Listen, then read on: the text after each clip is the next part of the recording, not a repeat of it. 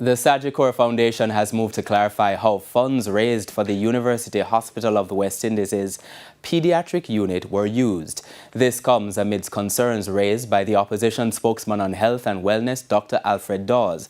Dr. Dawes is worried following reports that approximately $75 million raised in 2023 for the UHWI pediatric ward may have been diverted from its original purpose without consultation with the hospital's pediatric department. The funds were generated through the 2023 Sagicor Sigma corporate run. In response, the Sagicor Foundation says it raised $91.85 million from the 2023 Sigma run to support two causes: the Edna Manley College of the Visual and Performing Arts and the UHWI Pediatric Unit. The foundation confirmed that in 2024, about $79.2 million Jamaican dollars was paid to an authorized Philips distributor to purchase a CT scan machine for the UHWI.